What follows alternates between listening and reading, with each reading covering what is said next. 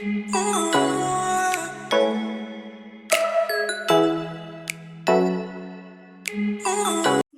bismillahirrahmanirrahim. Assalamualaikum warahmatullahi wabarakatuh. Waalaikumsalam warahmatullahi wabarakatuh. Apa kabar semuanya? Alhamdulillah. Alhamdulillah ya kalau semuanya pada baik. Nah, pada kesempatan kali ini kita akan memulai kegiatan seperti biasa, yaitu yang akan dimulai dengan berdoa kepada pimpinan Nafisa. Mangga untuk dipimpin.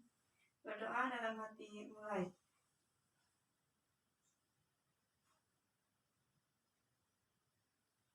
Berdoa selesai. Nah, pada kegiatan kali ini kita seperti biasa akan melakukan bimbingan kelompok, tetapi tidak seperti minggu kemarin. Untuk minggu kemarin kita kan belajar bimbingan kelompok mengenai karir. Nah, sekarang kita akan melakukan bimbingan kelompok mengenai belajar, di bidang belajar. Tapi sebelum itu ada yang ingin ditanyakan tidak? Tidak. Untuk pembelajarannya yaitu mengenai bagaimana cara belajar efektif. Sebelumnya di sini ada yang suka belajar tidak? Tidak suka belajar. Tapi semisal di antara Najwa, Pina, Fajril, semisalkan kan besok itu ada ujian atau ada ulangan, kalian suka belajarnya pagi atau siang? Siang. Siang, malam. Malam ya. Tapi pas paginya, pas udah selesai, pas mau pas mau ulangan, kalian selalu ingat nggak apa yang dipelajari?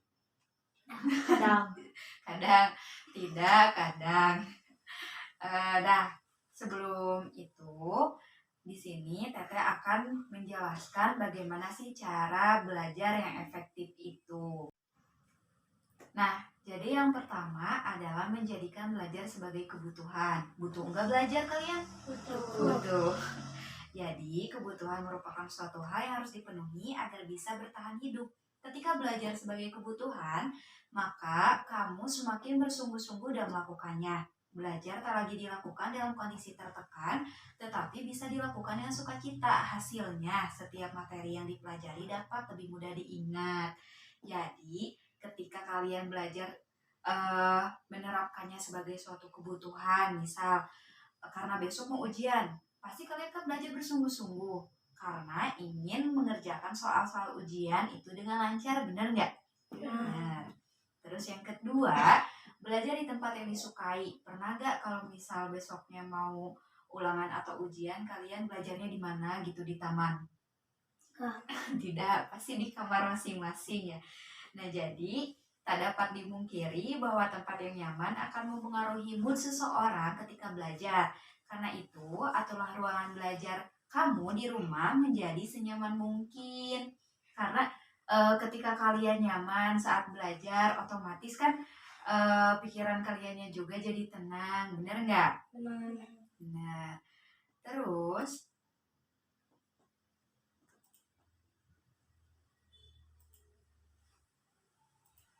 menyusun target belajar. Pernah nggak misal target belajarnya itu disusun sesuai jadwal, membuat kayak gitu? Belum ya? Belum. Nah, jadi memiliki target waktu untuk menguasai materi pelajaran tertentu akan membuat kamu tertantang. Karena itu, susunlah jadwal dan bagi waktu belajar dengan baik. Bila berhasil mencapai target, berilah diri kamu hadiah kecil, misal membeli cemilan favorit. Dengan mendapatkan hadiah akan timbul rasa puas di dalam diri sehingga kian terpacu menaklukkan target belajar berikutnya.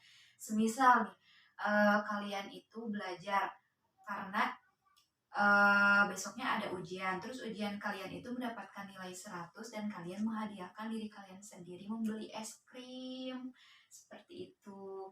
Terus yang keempat, berperan menjadi guru. Pernah nggak main sama teman-temannya? Saya gurunya, kamu muridnya? Pernah. Pina pernah. Fajril? Belum. Najwa? Oh, pernah.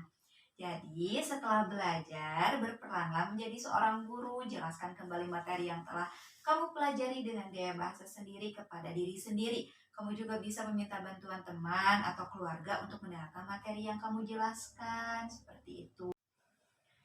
Nah, terus ada lagi nih, buat latihan ujian. Pernah nggak kalian semisal ada soal nih, yang kalian itu mengerti banget di dalam buku itu, terus kalian mencoba membuat soal yang baru. Pernah nggak? Enggak. Pernah. Jadi dengan cara itu, sebelum menghadapi ujian, sebenarnya kamu bisa berlatih untuk menjawab soal-soal ujian secara mandiri.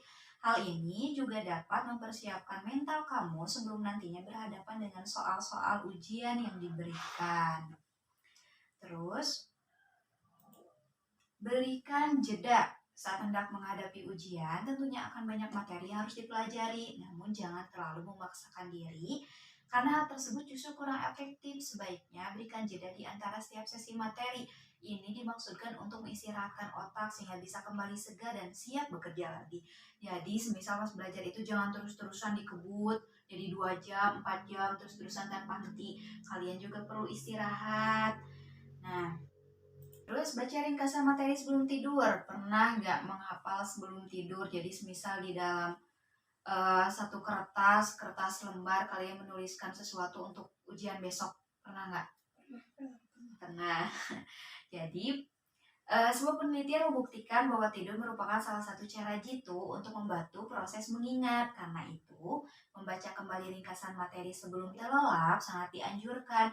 Kemudian, jangan lupa untuk tidur dalam kurun waktu 7 hingga 9 jam per hari agar pikiran terasa segar ketika bangun. Tidur jam 9 atau jam 8, jangan suka begadang ya. Nah, yang terakhir, berdiskusi. Siapa yang suka belajar bareng? Asik, pasti suka belajar bareng ya Teh Ina. Jadi, belajar kerap kali dilakukan seorang diri, namun beberapa orang lebih menyukai gaya belajar secara berkelompok.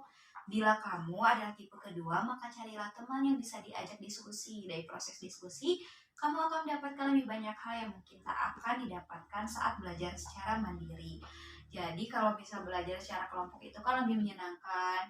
Di saat nggak paham, bisa nanyain. Misal Pina nanya sama Najwa ini tuh gimana sih caranya? Terus Najwa juga belum paham, Fajril yang tahu gimana caranya bisa dikasih tahu. Nah, mungkin untuk penjelasan mengenai materi bagaimana cara belajar secara efektif itu dicukupkan sekian. Tapi sebelum Teteh menutup kegiatan kali ini, Teteh mau nanya dulu nih, apa yang sudah kalian dapatkan atau salah satu contoh yang kalian ingin terapkan di kehidupan sehari-hari, boleh Teteh dengar nggak? Boleh. Boleh. Bisa dimulai dari Najwa. Apa? Buat latihan ujian dan memberi jeda. Buat latihan ujian dan memberi jeda. Terus Pina? Belajar sebagai kebutuhan dan belajar di tempat yang disukai. Oh, terus Fajril? Menyusun target belajar dan berperan menjadi guru. Dan berperan menjadi guru. Pinter-pinter ya. Untuk semua materinya, semoga bisa diterapkan dalam kehidupan sehari-hari. Karena apa? Itu sangat penting untuk kehidupan kalian di masa yang akan datang. Karena dengan belajar, apapun pasti di dalam ujiannya bisa dilancarkan, betul? Betul. Terus kalau misalkan gitu kan kita bisa mendapatkan nilai yang sempurna. Nah, jika seperti itu, pasti nilai yang baik. Kalian mau kan kuliah di tempat yang kalian inginkan? Mau. Jadi belajar yang rajin, semoga bisa membanggakan keluarga, terutama kedua orang tua. Sebelumnya ada yang ingin ditanyakan nggak? Enggak. Tidak. Mungkin dicukupkan sekian untuk pertemuan kali ini. Pesan dan juga materinya jangan lupa diterapkan dalam kehidupan sehari-hari ya. Ya. Untuk doa tutup bisa dipimpin oleh Teh Pina. Berdoa dalam hati mulai.